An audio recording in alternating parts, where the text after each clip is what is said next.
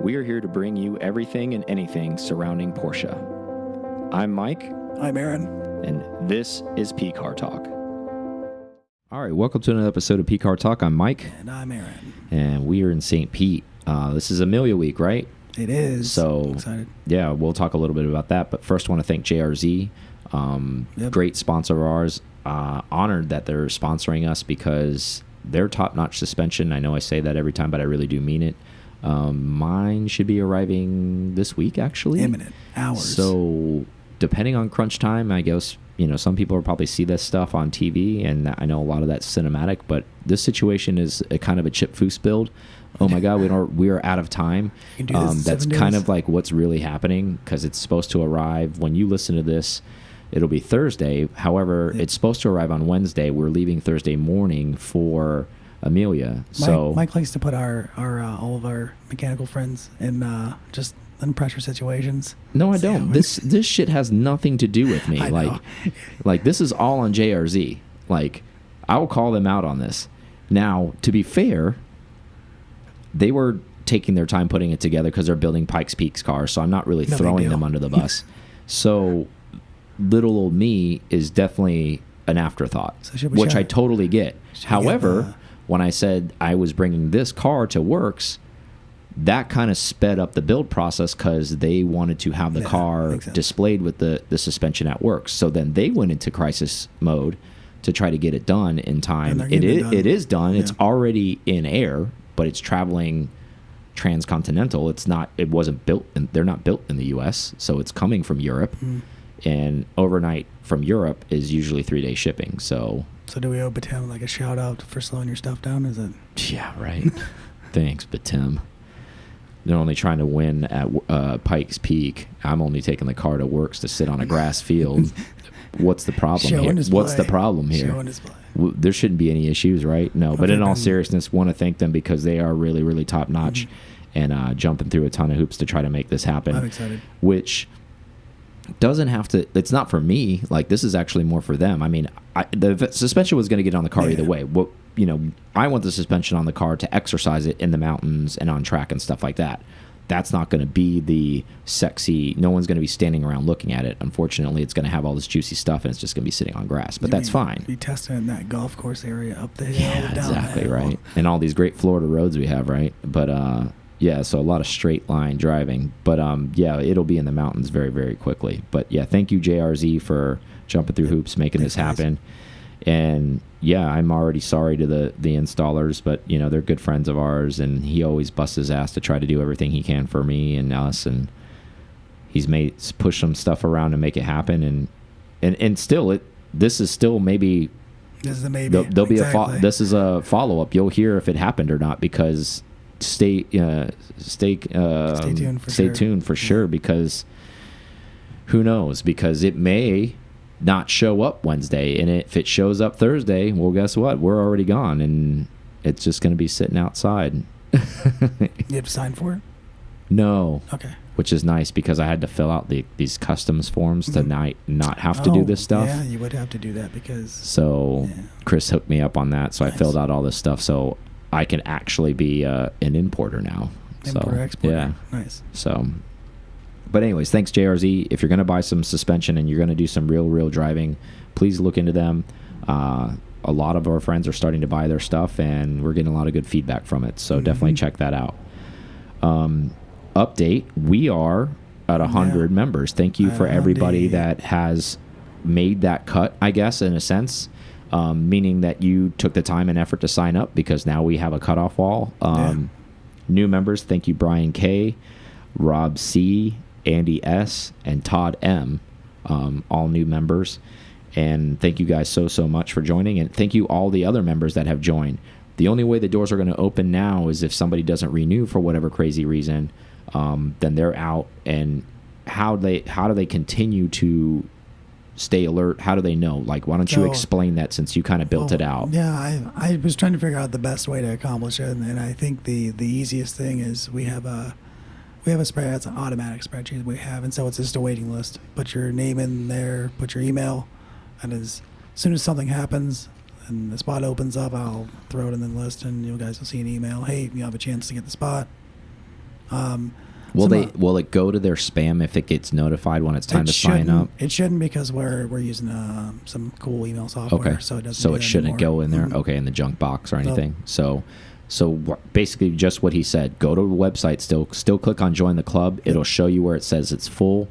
It'll just ask for your email address and name, and then click sign up, and it'll put you on that waiting list. And that's going to be basically in order too. So yeah, it is in order. So, you know, if you're reached out to and you don't sign up, that's fine. But at least you'll be on the list. Yeah. So if you have interest in the future, click the sign up. It's free. It doesn't cost you anything, and it puts you in the queue at least. So at least when it shows up, it's almost kind of like trying to reserve a concert ticket or something. It's like, oh yeah, I'm not going to do it, whatever.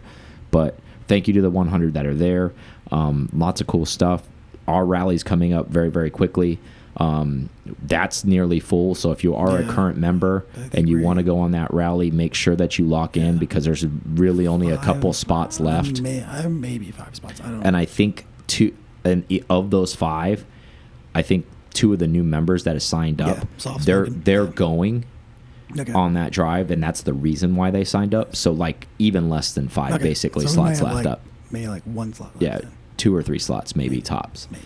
And no skin off our back if we fill up or not. We would love to have 30 cars out there. If not, no big deal. We have a strong run group already. But if you want to come out there and run with us, become a PCar Talk member. Yeah. You know, well, you can't now really. Yeah, you can't. So now. If current members are listening and you want to go on the drive, there's a couple slots left. Let's put it that way. And that's the reason we're doing it the way we're doing it. Yeah. Something else I was going to say, and I totally forgot.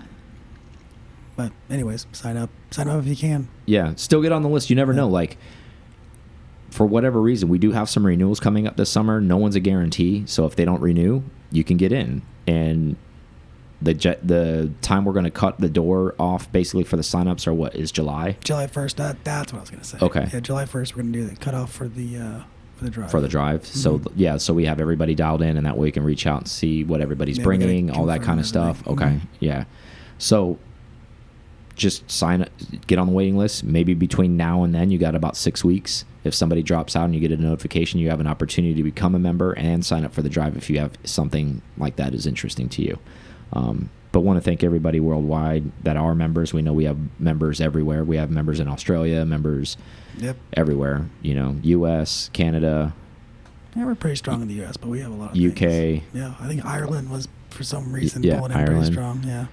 You know, pretty much everywhere. So thank you for all the ones that are all spread out. And now that we kind of have those locked in, Aaron and I kind of talked about some things that maybe at some point, you know, we obviously have the paid drive because there's a lot of like paid dinners and stuff like that that go into it and all that stuff. But maybe at some point down the line, now that we're at 100 members, maybe we'll try to do like maybe some pop-up meets, and maybe not like a full weekend drive, but if we're somewhere visiting, we'll let people know in advance to say, hey, we're going to go drive, I don't know, the Smoky Mountains this weekend because we're here. If you guys are in the area and you're a PCar Club or a PCar Talk listener and you're interested or a member, come on out. You know, like maybe little stuff like that in the future, who knows, to maybe get more interest in it. And if we get a big waiting list, I want to talk about that, how we would handle that as well.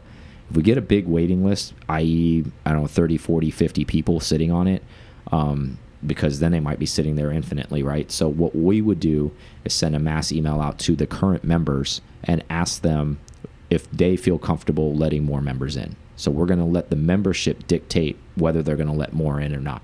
And if they say yes, then we will. And if they say no, then we won't. So that's pretty much how we're going to handle that. So if they're like, hey, I don't care. Fair. I don't care if we have 150, like, I don't care what the number is. I'm glad I'm a part of it. Or they may say, no, I like to keep it at 100 and I'm one of the 100, so I don't want anybody else in here. And I'm like, okay, then we'll just keep it that way.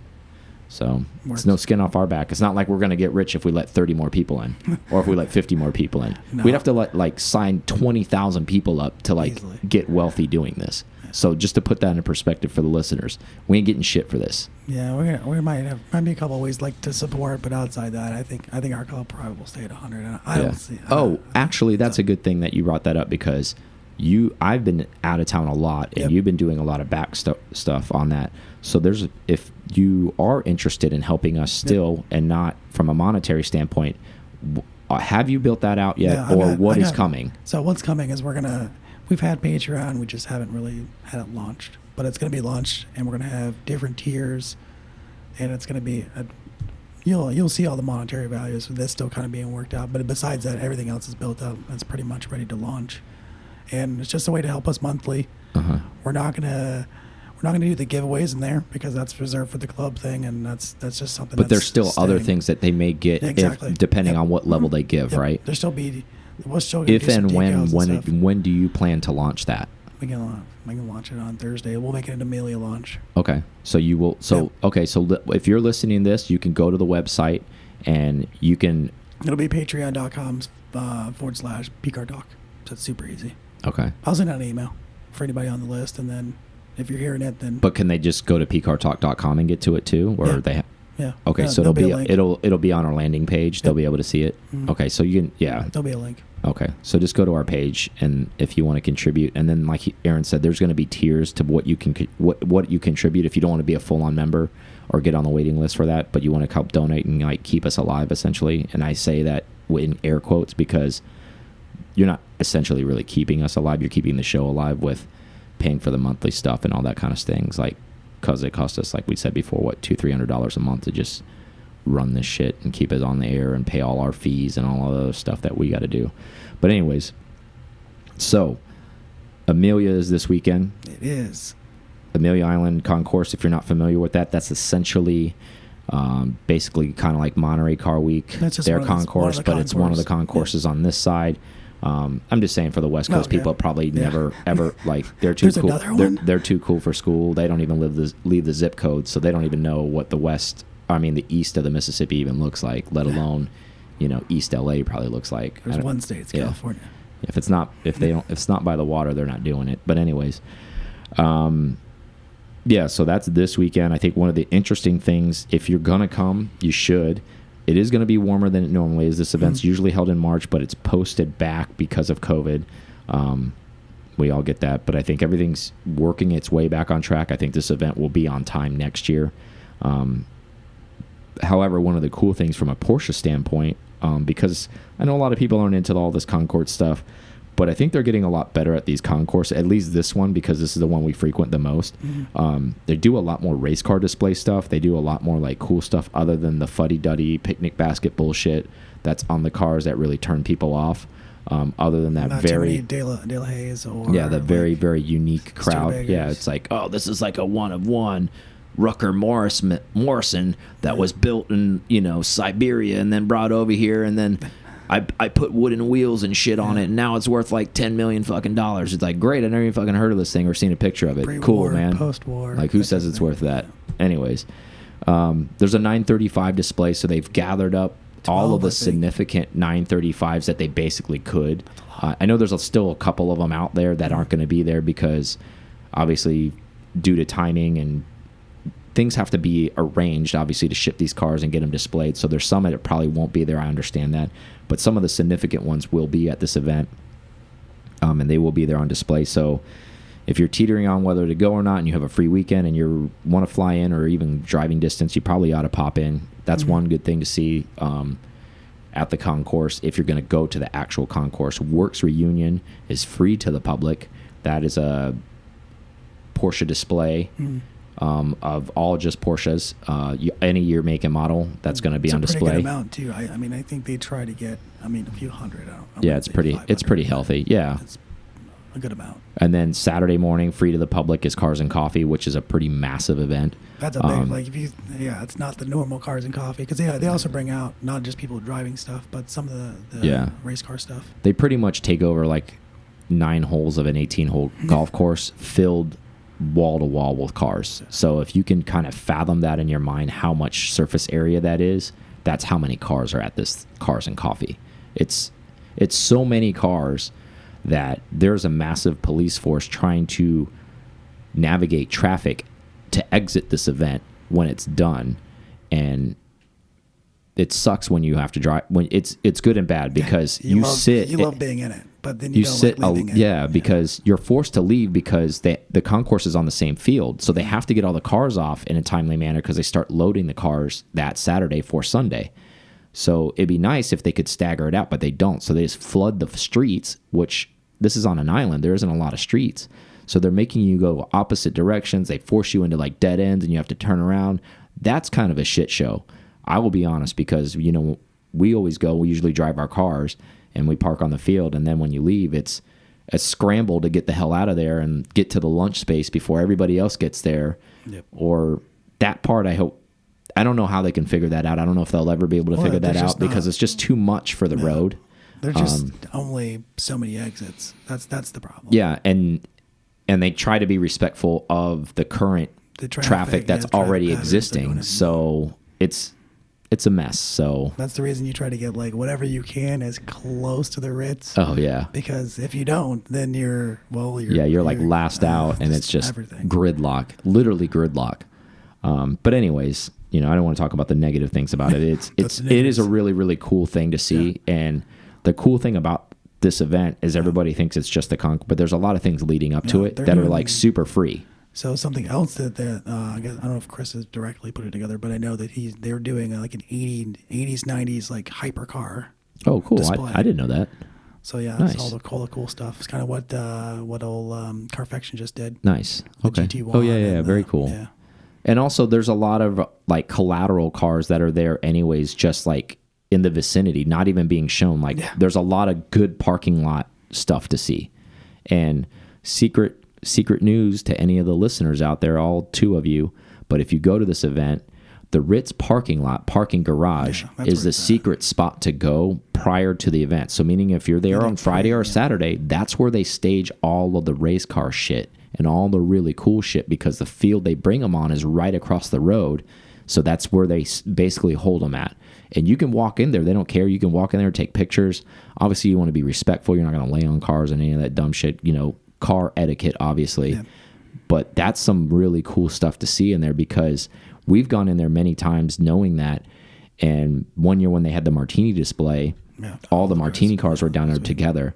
And the actual teams that helped race those cars back in the day, team guys were there too, because they drive them out there. They don't actually like tow them. That's one of the cool things about the concours. Yeah, so some of these cars need a little bit of finessing to get going. I mean, let's be real. These are race cars from the 80s, 90s. So they're in there firing these things up, trying to get them to run, trying to get them to idle. So you're getting to see kind of like underneath the skirt of this thing too, because sometimes they have like the whole like back half of the car off. Yeah. They're firing it. You know, they have 917s in there. They're getting going. So you get so little insider information for you guys. If you go to this event, look for that. It's a parking garage. It's kind of like step down in a level. If you're there Friday or Saturday, that's a secret place to go see these things and actually walk the whole garage, because we went down a further level. Yeah, we did. And we didn't think there was anything down almost like basement level, but there must have been some other guys, you know, the Fluent guys or gals that owned some of those race cars, drove their personal cars there too, because there was just like a Singer sitting there, you know, some 911Rs. We saw like some GT4RS, I think. Yeah, 993 Turbo S down there, like. And they weren't like trailered there. They had dirt on them from like being driven there with their license plates on them. So we're like, holy shit, like who drove these things here? So you just never know what you're going to see there. So big up to them. We want to thank Chris Brewer for giving us our media passes. Yeah. He always hooks us up every year. We love covering that event. I mean, it's basically our home field. It doesn't get any more home field for us because we don't host anything like that in our area. So it's still Florida. It's still close. I wouldn't want to put anything like that together. Oh my God, yeah, it's a monster. And it's a great venue too, right? Like it's definitely vacation time. Yeah, it gets you that vibe. And even though it's hotter than hell everywhere else in Florida, I even checked the weather there. It's still 8 degrees cooler there, but it's still warm. Yeah. So like it's like 88 here. It's going to be like 78 there. So like, and it's like high 60s at nighttime. So I mean, in the mornings when we're going to go. And there's always a breeze off the Atlantic Ocean there because it's right on the water. So it's going to be nice. I mean, it's not going to be as nice as it normally is, like in March where you can wear jeans and shit, but it'll be decent. So my point is get your ass out there if you can. This is going to be the first thing you've done since DRT, isn't it? Maybe. I know you do everything. I know. You haven't. I'm trying to think. February to now, like there's nothing. Have I done it? No, I don't think I have done anything. Just being Aaron. Yeah, just hanging out. Yeah. Letting air cools pass you by. I know. Yeah. I'm already getting told 914s. People are buying 914s on the way to the Ruckus. Yeah. Flexing on you. Buying his third air cooled. He's like, come on, dude, what are you doing? Yeah, you already tagged me to let me know. I talked about it on the last show. I don't want to sound redundant, but hey, yep. The irony of that, he ends up buying a 2-liter. A good friend of ours. I didn't know. Yeah, it's a 2-liter. It's a 2-liter. Okay. So if you haven't listened to the last episode, go listen to the last episode. I was telling people what they should probably buy from an affordable air-cooled standpoint, Porsche-related wise. A good friend of ours who has a G-body and a 964 was just trailering his car up. There was a car for sale in South Carolina that he found. And, on Facebook Marketplace, it was kind of on the way to Virginia, so it wasn't too far out of the way. I think it was 30 minutes out of his way to go look at this thing. So he said, what the hell, let's go look at it. It looked good in photos, and he ended up buying the car. Long story short, it's a 2-liter car, so, and it's in a good color, so good for him. And he got it for a very, very reasonable price. Yeah. I won't disclose the price, but it was it's affordable. It's affordable. So that's Amelia. That's what's happening there. So another interesting thing, talked to a friend recently. This was kind of an impromptu conversation when I went and picked up the Cayenne for service. He was telling me, he works at a Porsche dealership. He will go unnamed. But he was saying they can't keep inventory. I know that might not be a secret to people, but I'll get into the depths of the inventory they can't keep, meaning it's sold before it shows up. Even when they get trade-ins, people get wind of it. Like, oh, I heard my friend is trading in whatever, fill in the blank, his GTS or whatever. I heard somebody's trading in a GTS from another guy. I don't even know what the car looks like. I'm buying it, XYZ, whatever. They know enough info about it. So this is happening not just our local dealership, but a lot of these Porsche dealerships all around, new and used. And what's really, really interesting, and this is going to go a little bit deeper, everybody's thinking that's 911s. That's also happening through their entire fleet. He said they don't have a Macan to sell, and they can't, like new ones, like they don't have them. Like they're selling that fast. They don't have them. Like most dealers usually have inventory of this stuff sitting out there. I went there today. I'm not even kidding. There wasn't a single car inside. Oh, I was like, that's super rare. I was like, what the hell is happening here? Are you guys getting repoed or something? Like, it's like, dude, we can't keep anything. That's crazy. That's how crazy it is. Even in the new car world, obviously we've talked a lot about the used car market. Don't want to go for redundancy purposes, won't cover that. But even in the new car market, I'm just referring to, it's insane. So even from a dealership level, and a friend of ours that has access to Manheim stuff, dealers now. So I'm getting this through, like Manheim is a dealer auction. Dealers only can go to this auction, meaning you have to have a dealer's license and actually operate a business. And it shows that like Manheim does a pretty good job of that. This isn't one of those things where, I have a dealer's license, I can go to any auction. This is a little different. So there's dealers going in there buying 991.218 2018 GT3s at $188,000. So if you don't know what because you're not a shopper for that, but to put that in perspective for you, that car MSRP'd at $155 in 18. Yeah. So that's 3 years ago. And this is an auction, a dealer's auction. Yeah. And that's how much they're paying over MSRP to buy a used car. These are not new cars, and that's not like these cars have 600 miles. They're buying cars with 9,000 miles for that kind of money, and then they're turning around and selling them. And I know there's probably a lot of people listening like, I would never fucking do this, or I wouldn't buy that. But there are people that are buying them. They're turning around selling that same GT3 for $220. And it doesn't even hit their showroom. The cars are sold in transit because they'll list it. That's crazy. And it's sold. That's what's really, that's the no shit, boots on ground, what's really happening in the new car world in the Porsche realm.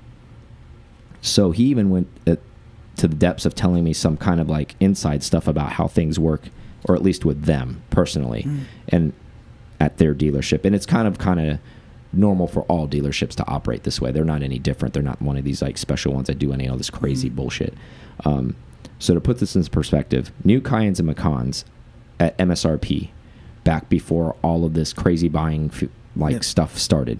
So basically rewind 18 months ago. So we'll go before COVID. So we're talking basically summer of 19. Yep.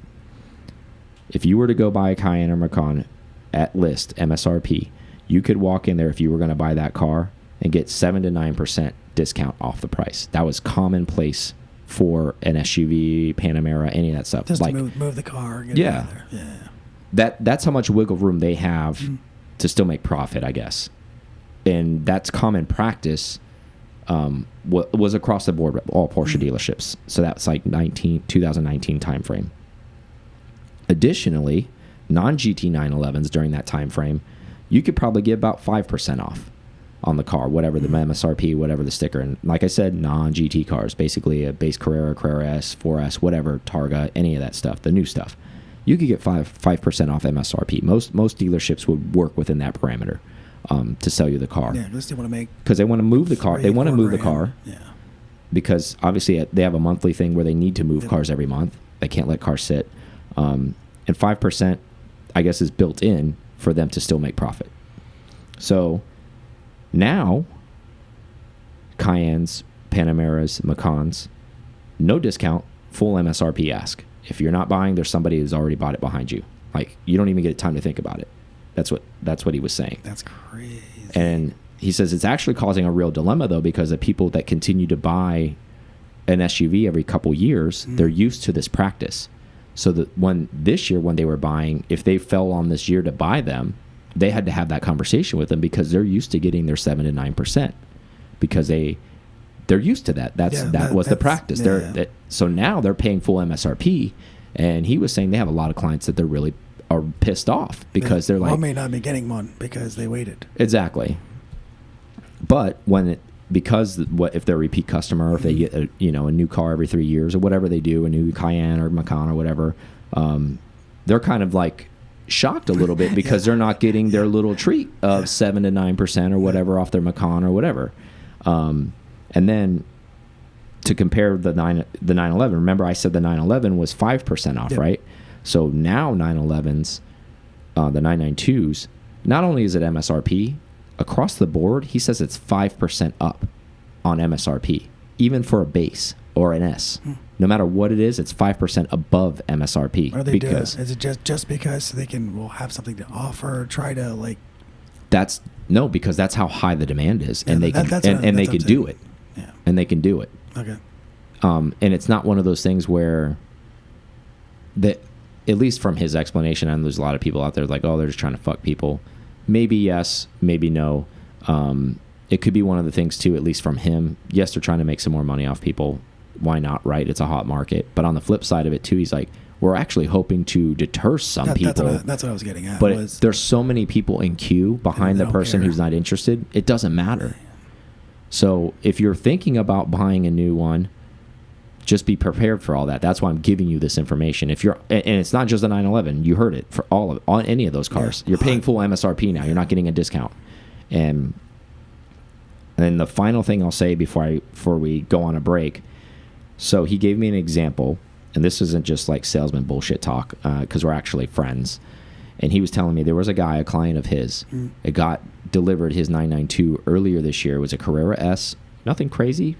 Red car. It was a black car with red interior. Nice. Decent spec, but it wasn't anything like out of control, right? Like not like a world beater, showstopper, or any of that stuff. He paid $150 for the car. That's just telling you how much these fucking things cost already. But he got his allocation like a year and a half ago when they talked about the launch. So he finally just got it like this year. Yeah, it's pent up, just waiting. But anyways, he had the car for a month. He likes the car a lot.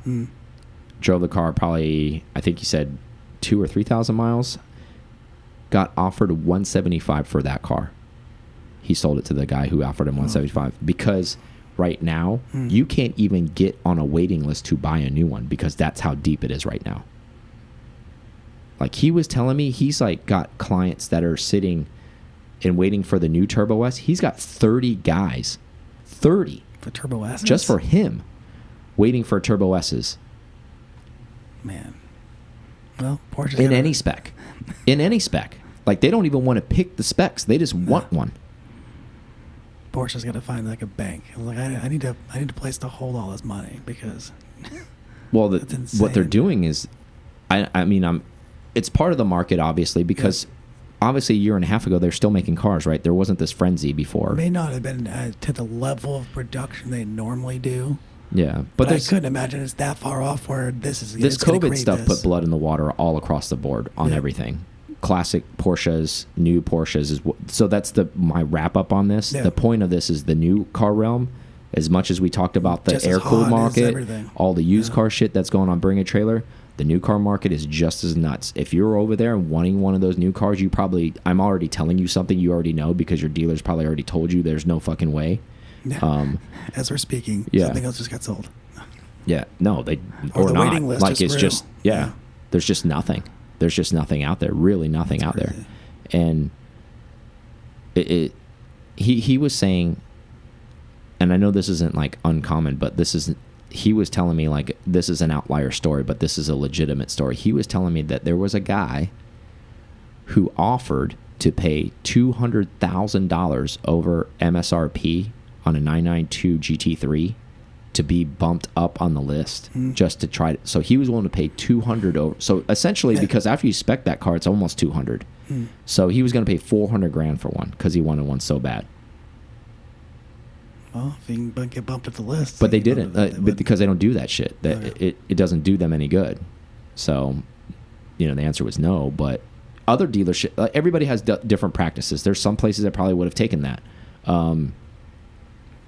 But the reason why I bring that up is that's how frenzy people have getting, like they're acting like this like the piranha stuff. Like there's no cars. Everybody's like, I gotta get one. Even, and that's what he was saying is it trickles even down to the Macan, which is kind of nuts. Yeah, it is. That's pretty. And I'm not talking about used Macans. I'm talking about brand new Macans. They can't get one. They make a ton of them. Yeah, and they cannot. They don't have one.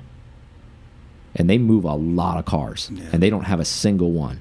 He's like, the minute the truck comes in, basically, there's people like out there, almost like iPhones, like waiting for these things to come off the truck so they can just drive them away. It's like, hey, you want me to get that for you? Exactly. I'll take that off the trailer. It's kind of nuts to think about that, though, right? Like, what the hell is all this money at? Like, where's it been at? Yeah. And obviously there's a lot of market stuff that's been going on, crypto, all that shit. We're paying attention. We're not stupid. We know what's going on. But it's kind of nuts how everybody's kind of like YOLOing out there, like, fuck it, bro. Like, we got $2 million. How fast can we spend it? Exactly. I need all the G cars. Yeah. Like, I'm getting them all, bro. Like, throw them all in. What do you got? You got Panamera over there, too? I'll take that shit, too. I don't care what that is.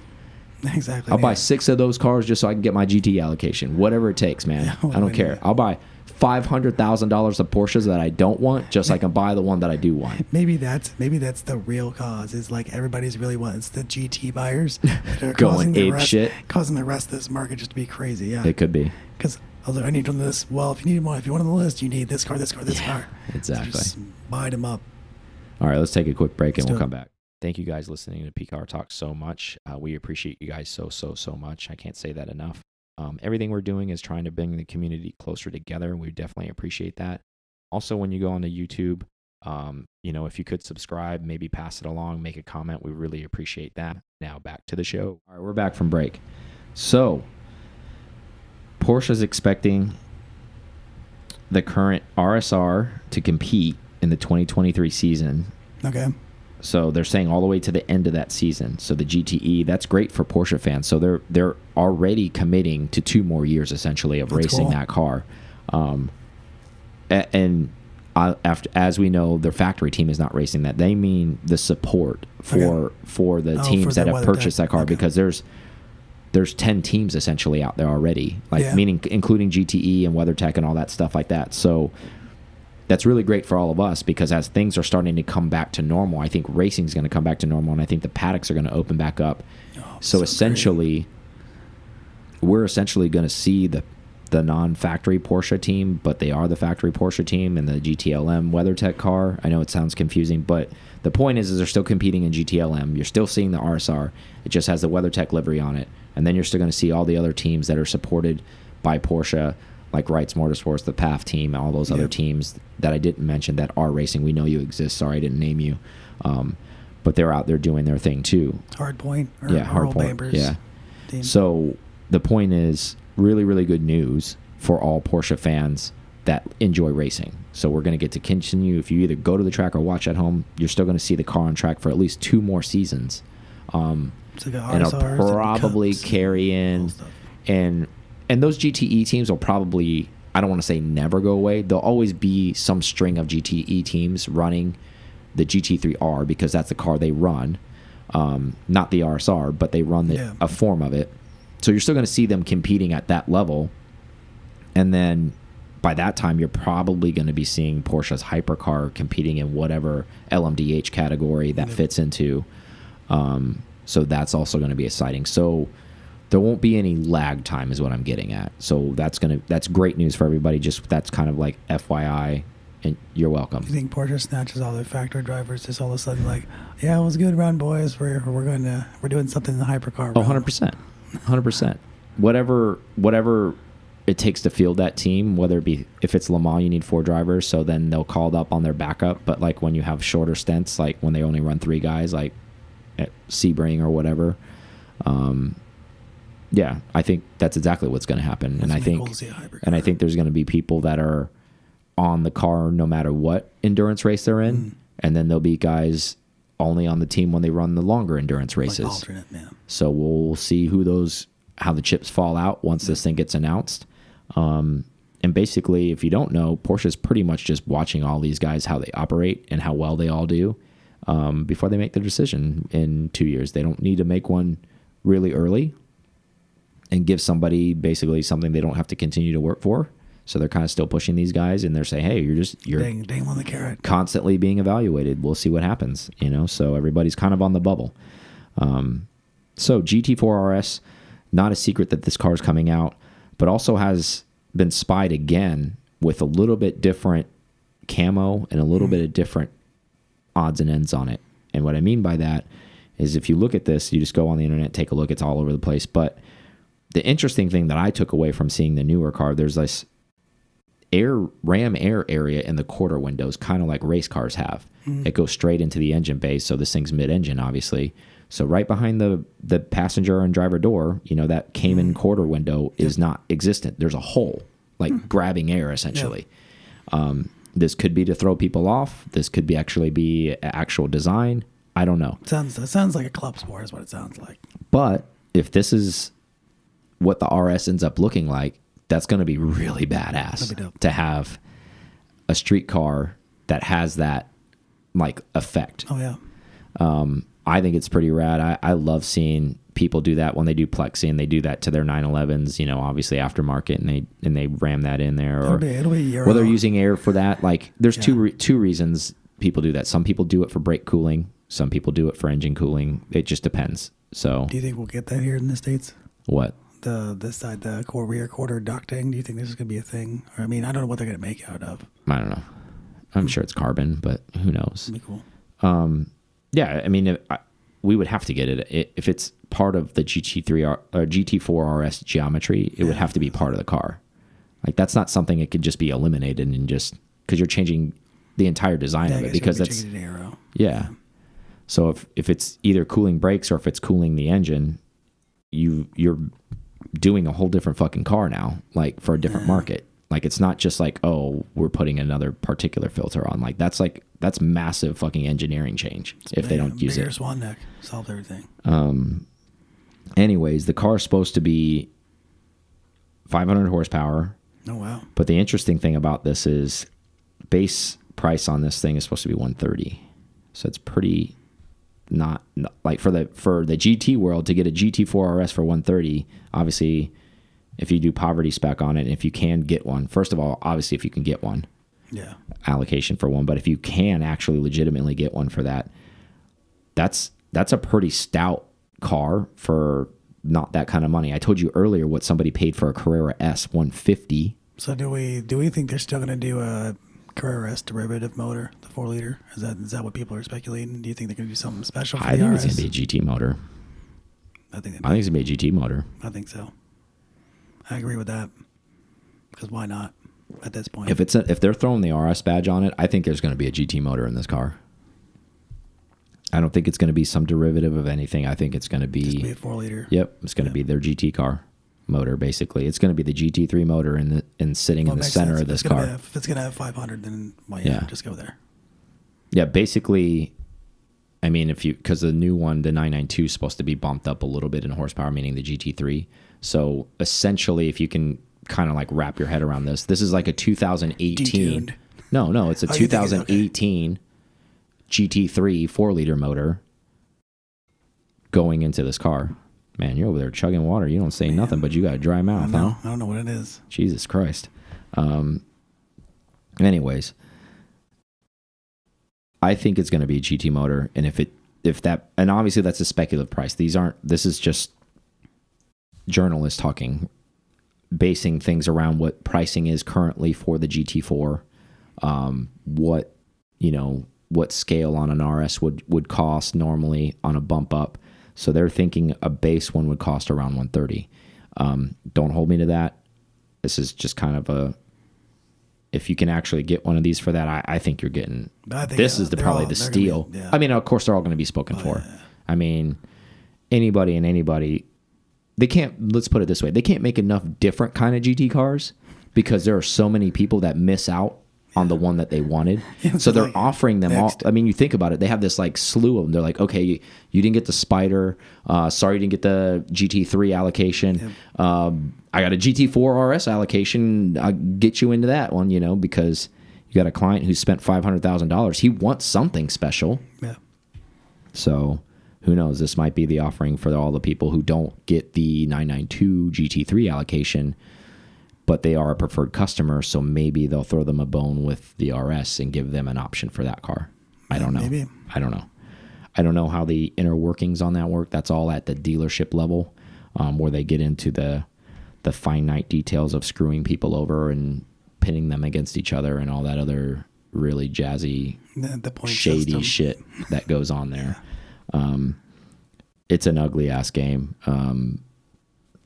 I was talking to somebody about this at the Ruckus rally that I was at this past week, which was phenomenal, by the way. And a big shout out to Charles for hosting that and everybody who came and drove and, good buddies with my buddy Sean. He drove like a champ. My buddy Todd, he's out there getting dirty in his 993. Sunil, champion. A couple other guys. My buddy Brad. We were fast. And my buddy Bob, Bob's a legend. He lives in North Carolina. He's got a real RS. Oh, that's 964. The green one. No, that's a 73 RS. This is a 964 RS. 964. Okay. And the white. White one. Yeah. And he was out there right behind me ripping it up too, getting rock chips all over his real RS. So no big deal. Yeah, big flex, but he's a driver too. It's not like he was out there cruising. I mean, we were fast, really effing fast. And Bob was right there with us. He's super smooth. He's super quick. And out there beating down a real 964 RS. So there are unicorns out there, people that don't just keep them in the garage. Yeah, this guy's out there like doing it. But all of those guys, and everybody in their own run groups probably, they ran hard, but we really enjoy getting after it, and that's part of what that's part of what it is, when you're up there. Obviously you want to be safe, you don't want to be reckless. We were safe, but we were quick. And we've run enough together, like our grouping of guys, that I just kind of shouted out that when they're braking, when they're decelling, and once you get it, it's like a song and dance. You start to dance with the car in front of you, you know what they're doing. You're not too far on them, you're not too far back, and it's just a perfect train of cars. It's not like just you're hiding anything. Everybody knows exactly what you're doing, and but all of those cars, not just me. Like everybody's juiced up. I mean, Sean's got a monster TurboCraft built 930 that's running 335s on the rear, man. Like that thing's been in the gym, bro. Yeah. Doing it's not doing chest, legs every day, bro. Legs. What are we doing today? Legs. How much wider can you get? Yeah, exactly. Squats. That's all we do every day. Might mix in some cleans, whatever. But great event. Had a wonderful time. We were in the Virginia Mountain Range, and it was just phenomenal. I always enjoy, I enjoy our rally too, and like I'm not like discrediting. It's a different vibe in the sense of like the Carolinas versus It's a different vibe because of the cars. Like our cars are so much faster than these cars and so much more capable, meaning like it's basically turbos and GT cars that come to our thing. That's pretty much what it is. Not that nothing else can come, but that's just kind of the... That's kind of what it's laid out to be this year. That's kind of like the people who like to drive end up owning those cars. I think it's kind of like a factor of like what ends up happening there. Squeezing every ounce of water out of that thing. I know. Jeez. I don't know what it is. I think it's just I think it's a tick you have. It You could just be. are like drinking and Maybe drinking and is. drinking water. But anyways, off topic. Sorry. Great event, and I don't want to compare our event to it. It's just different. Meaning like the camaraderie is still there. Like it's still great camaraderie, but because of the cars are different, it creates a different kind of thing. Like ours is special in its own way because it's very quick. Like it's lightning pace, and it's super exciting. It's just as exciting, but it's different because Same you're still different. working in the water cooled cars to create that power and all that stuff. But I feel like the roads we run, you can carry a lot more speed. These are a lot tighter roads, and they're very technical. You feel like you're in it more with the air cooleds. Like there's just a lot more work being done. It was downshifting, upshifting, blip shifting, a lot of turning, a lot like forearms are very sore from turning around all day. Like you're getting after it. They're bigger than last time I saw it. Exactly. You're pulling a lot of G's in a car that's not helping you, and I really enjoy that too.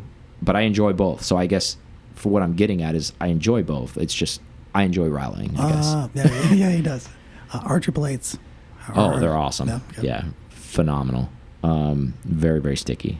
Do you think you'll go back to Cup 2s just like normal mountain drive? You can't do probably it? Not. I'll probably run Triple 8s just because we have such a good relationship with Toyo now, and we always have. But I was just always in a weird predicament because they didn't have Triple 8s in a lot of the sizes that I would needed. But now that I'm running the Cup 1 monoblocks, I'm golden. So I think that car is probably going to live with those on for a while because I really like that They're setup. probably just not broke in. I mean, you had them a little bit, and you had some good. They did it. Well, they got bedded on that track day. Okay. At Homestead. Yeah. So that was nice. But yeah, I mean, it's nice. I pulled them off and looked at them. They have burn marks on the insides and the outsides of the tires, so you know you're really moving the whole car around if they're burning on it on both edges. But yeah, I just have a great time. I just love that very spirited mountain driving. Like I love track days too, but you go around the same track enough time, you can get better and better. Like some fresh air and new on things. it. Well, it's not. You're on a different road, all for 8 hours. Yeah. I mean, yes, there's turns but you don't drive that road again. It's not like you go back on those roads on day 2. Like you're continuing on the path that was developed for this rally, and that's I think why I enjoy it because you don't know what's coming, and it's kind of exciting because of that. You're like, man, that stretch of road, when you stop and take a break, and everybody has that that decompression time. Realization of like what just happened. Yeah, that decompression time. It's like, holy shit, we were moving. That kind of stuff. In short, I just love doing stuff like that, and I can't wait for ours to show up. Like I can't believe I got to wait till September for it to happen now. Like I don't. Quick. So we should plan something in between that. Yeah, but it's May. Like, what the hell am I going to do right now? Like, I'm all, like, antsed up. Like, I had Gator Crawl right before this one, which was, like, 6 or 7 weeks apart from Ruckus Rally. And now I have this. Just text Charles and tell him to make another one. You know what the cool thing about ours, though? Like, so it's basically I'm going to go this lull in the summer, which is pretty natural because the mountains get even a little warmer during this time of the year. So we're going to have ours in September. And then a week later, I have Target Carolina. So it's like I'm going to get a double dose, like basically with a week in between. So I'm going to get my heroin fix again.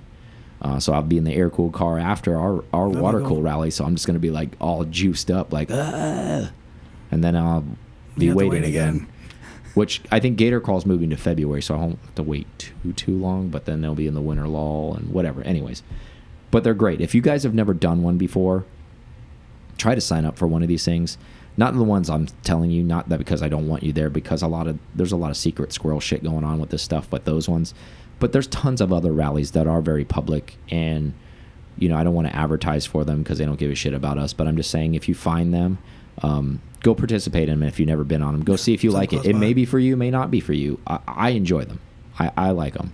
And I like everything that kind of goes into it. You know, even spirits and like people are having dinner together afterwards. You know, you're seeing other like-minded Porsche people and shooting the shit. You're learning a lot of stuff about other cars maybe you didn't know before, and it's just a great time to like a meeting of Porsche minds basically. And then the benefit is you go drive. You know, other than sitting in some parking lot and staring at cars, or even worse, you know, like what we're going to, sitting cars on a golf course and like standing around and no driving, you know. Like the older I get, it's these things are tools to me. The less he wants to stand still. Yeah. No, it's just one of those things. It's just, and I think everybody develops differently, right? Like, and it's okay to be a cars and coffee person if that's all you want to do and all those things. But I think if after you get a taste of it for a while, then the hunger grows a little bit more. It's one of those things, if you don't know what you don't know, if you've never experienced it before, you probably don't think it's that great. You're just like, oh, this is just all, you know, hot air. Yeah. But then you go do it and you're like, holy shit, it wasn't hot air. It was actually really awesome. If you like driving. If you don't care for driving and you just like care for showing, okay, then you're in your lane then. Yeah. You're doing your thing. Well, you might develop a love for driving too, and then that's the other thing is the capability of your car. You may think you know what you know, but yeah, until you get on these roads, you're like, oh. And if you're a competitive person and like to get better at everything you like to do, like you want, like even me, I want to keep getting to be a better driver every time I'm up there. I want to get better. I want to get faster. I want to be able to do things, but obviously safely. But you can't do that by just cruising to, you know, a Concord event or cruising to, you know, some like bopping around town or whatever, because it's just not that the mountains are safe for that stuff, but at least there's a lot less. Like, you're in the middle of nowhere. There's nothing out there. Like, maybe some wildlife. You know? So, I don't know. That's just my 2 cents on, like, rally stuff. And I'm not talking about one of these, like... I mean, again, I don't want to say the names. You know where I'm going with this. I know where you're going. Yeah. One of these, like, $10,000 I pay rally, and then there's, like, tits and ass and champagne everywhere, and people are throwing beads and snorting coke off each other's asses. That kind of stuff. That happens. There's a different crowd of people who enjoy that too, and no hate on them for wanting to do that, but that is definitely not driving in my mind, like proper driving. That's just mad it, and we're dodging interstate traffic. Like, yeah, that's reckless shit to me. I mean, but who knows? They could challenge us and say what we do is reckless, right? Because we're on public roads too. So who knows? 2 wrongs don't make a right. Whatever. Just not my thing. Yeah. And there's a reason why when you see those videos and all those people, you never see, like, real drivers on those things, in my opinion. I'm not saying those guys aren't fast. I'm not saying, like, they also like to be that kind of crowd of people, and those kinds of crowd of people don't really like vintage shit. They like all the new stuff. They like all the flashy shit. They like all that stuff. They don't like having any vintage stuff. They don't have any old school stuff where they actually have to put work in or any of that kind of shit. So, I don't know. Style points awarded. I mean, that's just the sister thing. Yeah. So anyways, that's that. So let's close out with Porsche's doing a special request program now. So this is something they used to do in the 80s. It used to be called Special Wishes in the 90s. It's kind of come back. You know, people think maybe it's CCX or something like that. But this is actually something separate than that. What this is basically you could take an old car or a new car. And if you get accepted, now it's not just anybody, just like typical Porsche. Yeah. It has to be accepted, it has to be applied for, all this other crap. But if it does and you have the means and it works out, prime example I came up with would be, say you had a 996 GT3 and you know, you just always love mint green, but you have a silver car and you have the means and you're like, fuck, I want a mint green car, so I'm going to have them paint it. And now I'm sure the normal person's listening, they're like, why the fuck wouldn't you just go get it painted at Joe Blow's place down the road? It does really like good work, and go pay him like $5 or $10 to go do that. I'm betting it gets kind of not revamped, but it gets the blessing that it's now. So what it ends up happening is, if it goes through this program, you get the Porsche certificate that they painted the car, and it's all done through Porsche the way Porsche does it. Just go to the computer, like delete the black. So never black. It's always been mint. Yeah. So it doesn't erase it from what its past was. But as everyone knows, or may not know, if the mothership does something to it, it gets a pass. Meaning, anybody who's going to rebuy that car is going to say, oh, you went and painted that mint green on your own at Joe Blow's place. But you're going to say, no, I got it painted mint green at the Porsche Special Wishes program. This car used, and then everybody goes, oh, well, they do the, yeah. Okay. I just imagine a whole crowd of people doing that. But I mean, it's like a retro.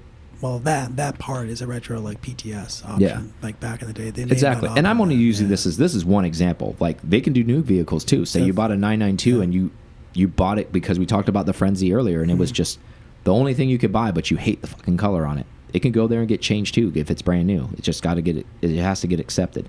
They could do repaints. They'll do livery race wraps on cars. So is this in your subconscious? You're getting a 996 GT3, or is this? No, because they're probably going to charge you $50,000 just to paint the car. It's gonna be insane. Now, it's probably going to be painted properly, like really properly, because they're probably going to do engine out. They're going to do. They're going to paint it right. They'll probably take it down to bare shell. They'll probably re-dip the car, and then they'll spray it down, and then they'll reassemble the car. So whatever that labor's worth to you, I bet you it'd be probably $50,000, $60,000, $70,000. Who knows what that number is? What they would charge for that just for paint to redo it, because they'll probably log in all those hours. I mean, because even to do that at a paint place right now, to do it the way I just talked about, bare shell, that's like 15 G's to do that to a car. No. So that's at Joe Blow space. So do you think they're encroaching on a little bit of what Porsche Classic's doing? Like, I mean, is it competitive to themselves? I don't think so. Do you just think this is so out there that it doesn't matter? They own both programs, so I don't think it matters. Yeah, I guess it doesn't. Like, I don't think it's redundancy for them. Because this goes further, because Porsche Classic, remember, there's an age cutoff with Porsche Classic. Yeah. Oh yeah, this is anything. This is anything. Okay. Porsche Classic has to meet the Classic definition. 996 just became Classic for Porsche Classic, so now they can work on that. Now, if you had a 997 and you want to get it painted, you cannot send it to Porsche Classic. However, Porsche Special Wishes program, we can do this. Prime example is almost every single car, and there may be one or two I don't even know about in the world, but in general, 99.9% of 997.1s came with a sunroof. Yep. Delete. Yes, you can go anywhere and get it done. However, you're going to get the Porsche certification that it was done there. And if you're going to get this roof delete, why not maybe change the color? You're not in love with silver, not in love with black, yellow, whatever the car is. Go pick your RS color. Go pick your Maritime in your 997. Paint it at the Porsche factory with them deleting the sunroof. Now you have the documentation that Porsche mothership did this. Now we're talking, holy crap, right? And it does that thing I did earlier. I was joking around about it, but you know how it is. If it's a crowd of people go around and say like, oh yeah, he just went and got this painted, and then the person who actually is knowledgeable, maybe not the person who's there flexing on his own car, but somebody doesn't know the car and be like, no, it went to the Special Wishes program, got repainted, and they did a delete, and everybody goes, oh. Exactly. Instead of being like, oh, awarded. Yeah, he went to some independent and did that. Yeah. And as shitty as it sounds, if it's done that way and painted at whatever, it should come with the same respect, but it's not disrespect. It's more of like, oh, that's cool. That's usually the answer. Yeah. But they don't get the, oh. Yeah. And that's what that comes with.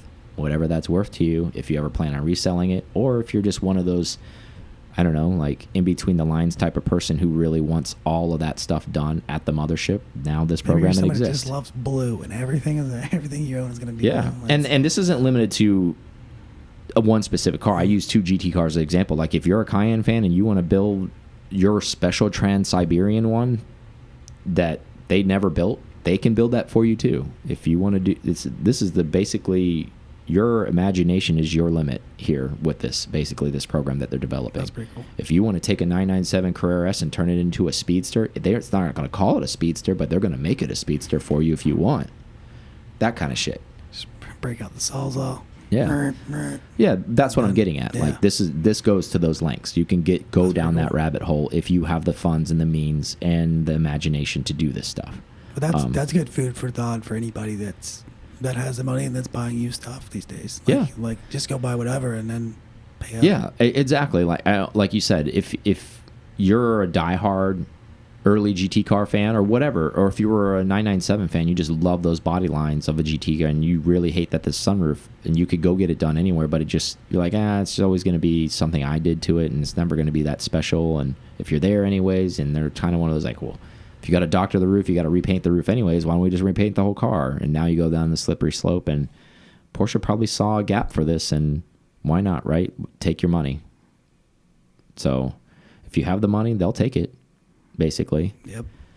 I think it's, and I think it's cool. I'm saying, yeah, I'm sounding negative about it. I think it's actually really, really cool because I know what other manufacturers doing this right now. I mean, actually, Ferrari does this. Yeah. With their vintage cars, it's just not talked about. Okay. But you could. So basically, they're following suit to offer the program, kind of like all the other big ones do it. Like McLaren, they made the Sabre. That's what this part of this program is, like what they've done here. Like, I mean, Sabre was a whole program of just making a car. That's different. But the point is it's a special department within Porsche that does very eccentric things.